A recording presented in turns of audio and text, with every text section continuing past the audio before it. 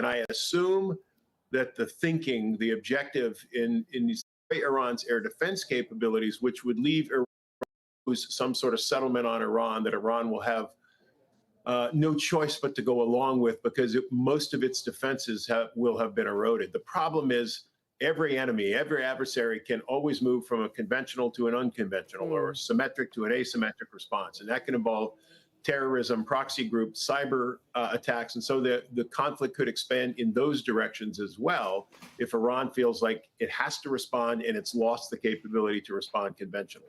Because it does seem that the US is also hopeful that this can force Tehran back to the negotiating table or to the negotiating table, and that we can have a diplomatic solution to the nuclear program. I mean, Trump is saying that this is what he is hoping for, even as Israel is striking Iran, and Iran is saying that talks are cancelled and negotiations are off.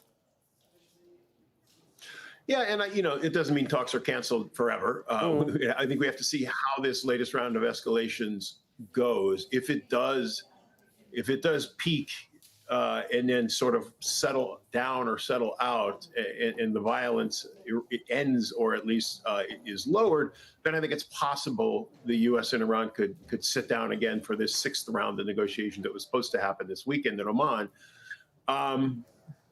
But I think for the regime in Tehran, for the government in Tehran, for that to happen, it can't be seen to have been defeated by Israel, right? It can't be seen to have been rendered militarily almost defenseless and then come into a negotiation with the U.S. on its nuclear program, because it has to get something. It has to emerge from this latest escalation with Israel with it's trite to say pride or honor, but there has to be an off-ramp, I think, for the Iran.